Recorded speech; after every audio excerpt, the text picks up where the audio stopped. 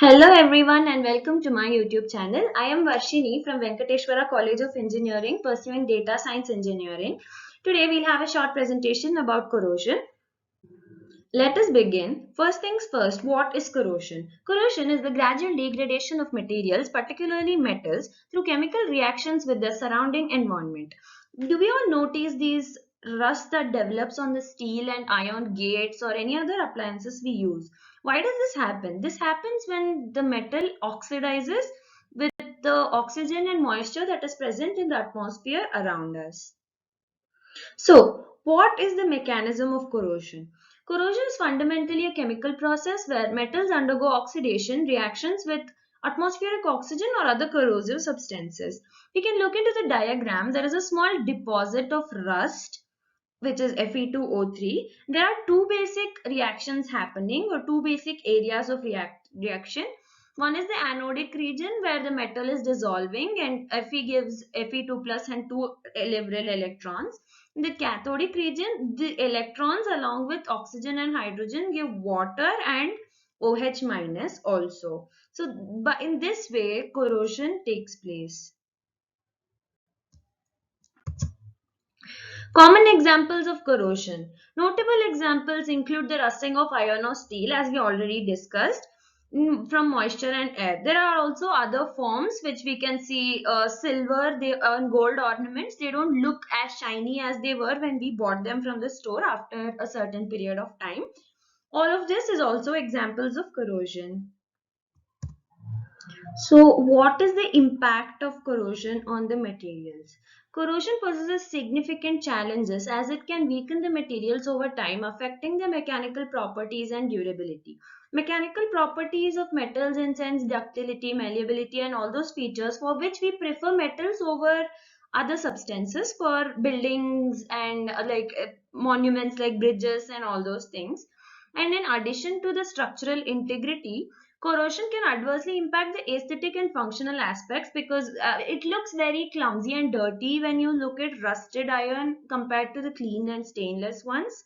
So these are a few ways that corrosion actually impacts the materials.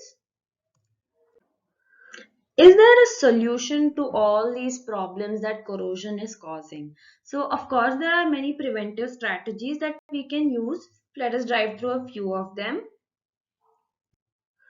So first we can use corrosion resistant alloys, that are metals that are like built in such a way that they are not going to corrode very easily or they're not going to corrode at all.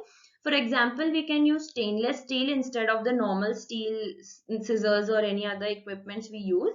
Aluminium is also one good alternative for stainless steel. Secondly, we can use protective coatings by applying things such as paint or corrosion inhibitors on the metal surface that we are using. So we are creating like a physical barrier between the environment that is causing corrosion and the metal that is being corroded, due to which corrosion is very significantly reduced.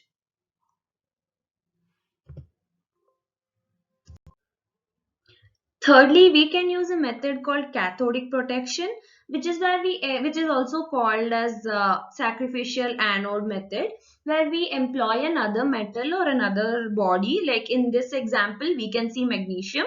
It acts as a sacrificial anode where anode is oxidized and that is corroded, and we save our actual object from corrosion. And this usually happens on larger scales where this magnesium or a sacrificial anode as we know it now is repeatedly changed. So all the corrosion that is to be occurred on our object that is to be protected is also happening on the anode where it is sacrificing itself for saving our objects. Hence it's called the sacrificial anode method. Another practice we can do is to maintain all the items from metals we buy. That is, with regular inspection and cleaning, we can actually manage or control corrosion to a certain extent. When we learn so much about corrosion, how is it important to various industries? If we look in and around us, the infrastructure or the kind of structures we use or the civil structures we use include metal as a major component in them or are actually made up totally of metal. So, if metal is used so widely and so much everywhere around us, there must be something that is to be done to protect all these from being spoiled, because a lot of things like bridges, vehicles, and aircrafts can cause human life damage and also animal and environmental damages due to any sorts of hazard that can occur due to corrosion. All we heard about corrosion until now is how problematic it can be. But there is also a good side to corrosion. One, it is used to create biodegradable implants. It is a biomedical application where when a person goes through a surgery, there are two surgeries. One is to implant the material inside the body, and the other is to remove the implant from the body. So, by using a material that corrodes inside your body, corrosion actually favors patients by letting them prevent or completely avoid the second surgery, because the material we used will degrade into the body and it will cause no harm, but it will only help the tissues to grow better and naturally. So, in this way, the patient can avoid the second surgery. Going on, we have chemical etching, which is a controlled corrosive process which is used to create circuit boards, etc. And it is used basically to integrate patterns and designs into the boards. Thirdly, and mainly, we have platina formation, where metals like copper and bronze, they develop a new different kind of rust which is called platina, and this enhances the aesthetic appearance of statues and other decorative items that we use in our homes or workspaces or colleges anywhere, but they just add to the aesthetics of the place. And these are a few good things about corrosion that we can be thankful to corrosion for. And similarly, I am thankful to all of you for watching my video until now.